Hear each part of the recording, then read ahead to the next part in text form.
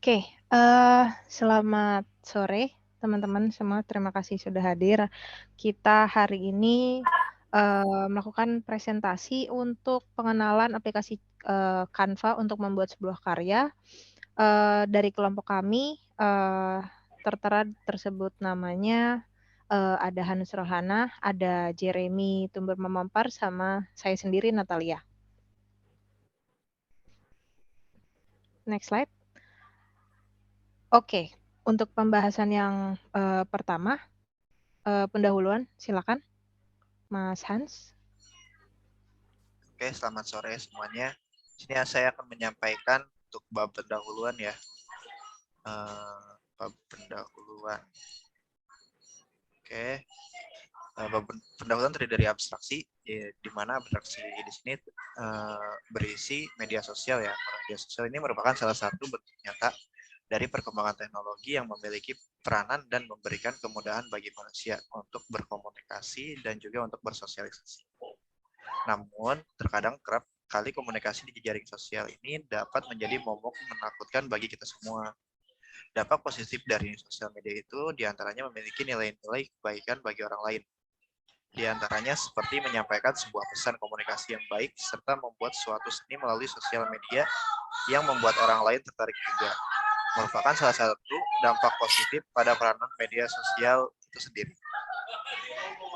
Salah satu contoh media sosial yang memiliki dampak positif seperti aplikasi Canva yang saat ini sudah berkembang pesat. Aplikasi Canva sendiri merupakan sebuah platform yang dapat digunakan oleh user untuk menghasilkan sebuah karya seperti desain, pengeditan video, dan lain sebagainya. Oke, selanjutnya untuk latar belakang. Berdasarkan penelitian dan analisa yang telah dilakukan, kami mempunyai relevansi untuk pembuatan sebuah proposal demi memenuhi tugas ICT literasi. Adapun proposal yang akan kami ajukan yaitu berjudul Pengenalan Aplikasi Canva untuk membuat sebuah karya, di mana di dalamnya terdapat berbagai macam literasi digital yang dapat kami bahas. Canva sendiri merupakan salah satu program desain online yang mana di dalamnya menyediakan berbagai macam peralatan seperti tools untuk presentasi, pembuatan resume, pembuatan poster, pembuatan pamflet, dan masih banyak lagi alat yang disediakan oleh aplikasi Canva itu sendiri. Oke, untuk landasan teori, nah di sini ada dasar teori mutakhir ya. Media sosial merupakan salah satu media instan yang saat ini memiliki banyak fungsi yang berbeda-beda dalam perannya. Selain sebagai alat komunikasi, media massa juga menjadi sarana bagi pengguna untuk menemukan berbagai informasi.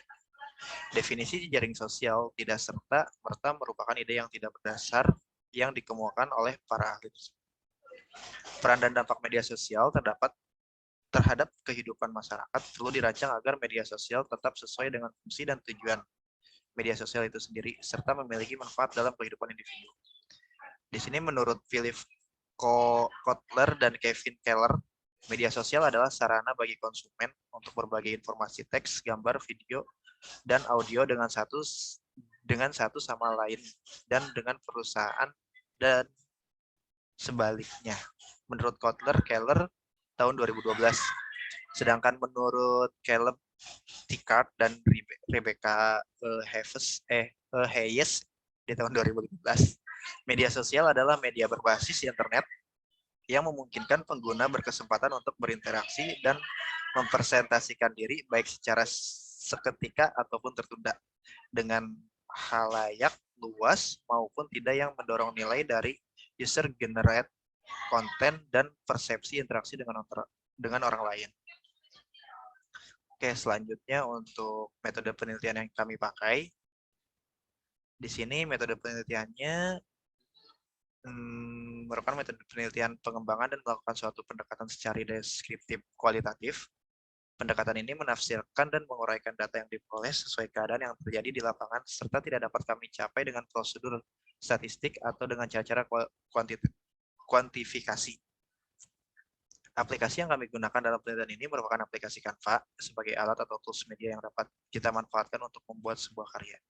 Teknik yang kami gunakan dalam pengumpulan data ini merupakan studi literatur dan menjabarkan beberapa fitur yang ada pada aplikasi Canva tersebut ya. Serta berbagai aplikasi Canva ini dapat digunakan bagi aplikasi sosial media lainnya. Oke, untuk jenis penelitian mungkin Mas Jeremy bisa bantu paparkan.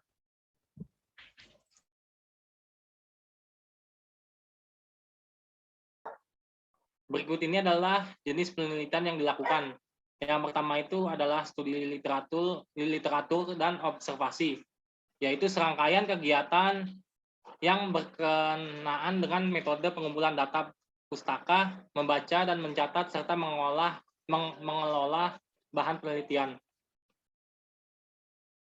Kedua adalah pengumpulan data, melakukan pengumpulan data dari sumber-sumber yang akurat seperti jurnal atau website. Yang ketiga adalah pengolahan data, yaitu melakukan pengolahan data yang sudah dikumpulkan sebelumnya dan diteliti kembali serta melakukan pengujian langsung terhadap website yang terlibat. Dan yang keempat, UI Canva, melampirkan hasil antarmuka pada perangkat lunak atau website Canva.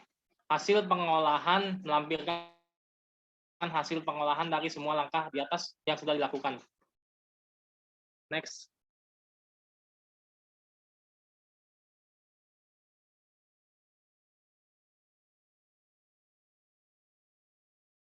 Selanjutnya adalah metode pengumpulan data.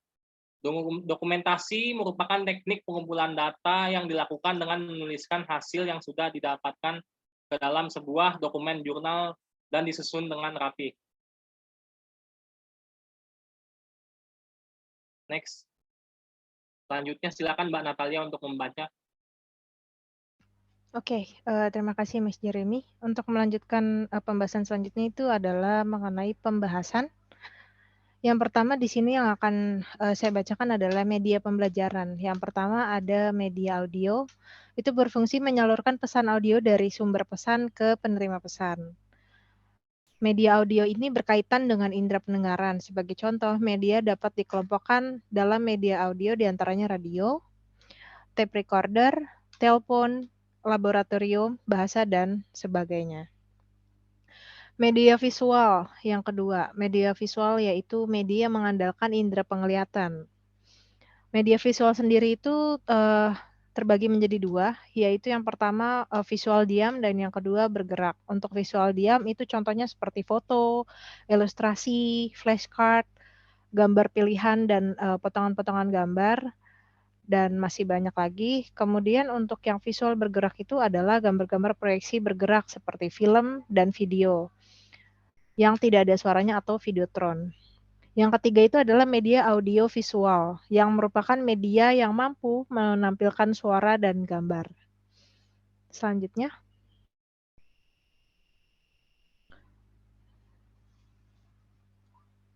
Oke. Canva dalam media. Canva menyediakan fitur-fitur atau kegunaannya untuk pendidikan, menjelaskan bahwa Canva adalah alat bantu kreativitas dan kolaborasi untuk semua kelas. Salah satu-satunya platform desain yang dibutuhkan dalam kelas. Mengembangkan kreativitas dan keterampilan kolaboratif, membuat pembelajaran visual dan komunikasi menjadi lebih mudah dan menyenangkan. Terdapat jutaan gambar untuk membuat desain, jutaan stok foto, vektor, dan ilustrasi, bahkan bisa mengunggah gambar sendiri. Kemudian ada filter foto yang bisa digunakan yang dapat menggunakan filter siap pakai dan bila lebih profesional dan gunakan pengedit foto. Selalu ada pilihan untuk setiap penggunanya. Yang selanjutnya yaitu icon dan bentuk gratis. Gunakan icon, bentuk, dan elemen dengan mudah. Pilih dari ribuan elemen yang untuk desain pengguna atau unggah elemen itu sendiri. Yang selanjutnya yaitu ratusan font, akses beragam font keren yang cocok untuk setiap desain dan siap digunakan dan diperoleh di Canva. Selanjutnya. Kelebihan Canva yang pertama memudahkan seseorang dalam membuat desain yang diinginkan atau diperlukan seperti pembuatan poster. Yang kedua, dikarenakan aplikasi ini menyediakan berbagai macam template yang sudah tersedia dan menarik, maka memudahkan seseorang dalam membuat satu desain yang sudah disediakan, hanya menyesuaikan saja keinginan serta pemilihan penulisan, warna, ukuran, gambar, dan lain-lainnya yang sudah disediakan. Dan yang ketiga itu adalah mudah dijangkau. Aplikasi Canva ini mudah dijangkau oleh semua kalangan karena dapat didapat melalui Android ataupun iPhone. Dapat digunakan di berbagai perangkat hanya dengan mengunduh untuk mendapatkan aplikasi ini. Jika memakai gawai, apabila memakai laptop, caranya adalah dengan membuka Chrome atau web Canva untuk masuk ke aplikasi Canva tanpa harus melakukan proses pengunduhan. Selanjutnya. Oke. Nah, yang selanjutnya ini kekurangan Canva itu sendiri. Ada 3 poin dari kekurangan Canva. Yang pertama, mengandalkan jaringan internet yang cukup dan stabil. Jadi bila mana tidak ada internet atau kuota yang cukup, itu maka Canva tersebut tidak dapat dipakai dan atau mendukung dalam proses mendesain. Kemudian dalam aplikasi Canva terdapat template, stiker, ilustrasi, font, dan lain sebagainya secara berbayar. Jadi ada beberapa yang berbayar, ada beberapa yang tidak. Kemudian terkadang desain yang dipilih terdapat kesamaan desain dengan orang lain, entah itu template-nya, gambar, warna, dan sebagainya. Tetapi ini juga tidak menjadi masalah, kembali lagi kepada pengguna dalam memilih suatu desain yang berbeda. Selanjutnya. Oke. Nah, kita masuk ke bab penutup. Silakan yang mau membacakan.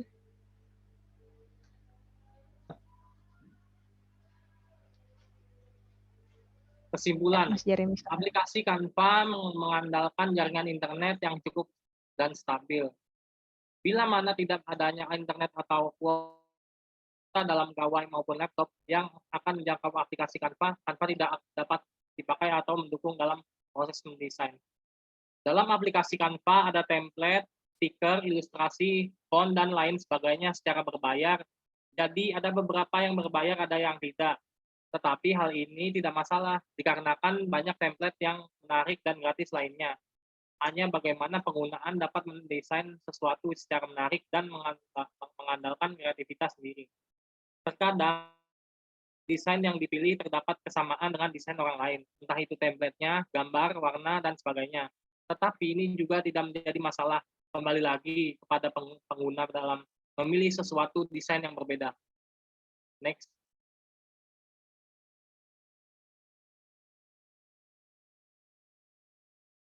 Nah, berikut adalah daftar pustakanya. Kami ambil yang pertama dari Al-UC SD tahun 2016, yang kedua Juraman SR 2014, yang ketiga Kusuma SA 2014, dan yang keempat adalah Manampiring RA tahun 2015. Next. Oke. Terima kasih Mas Jeremy, terima kasih Mas Han juga sudah membacakan presentasi hari ini.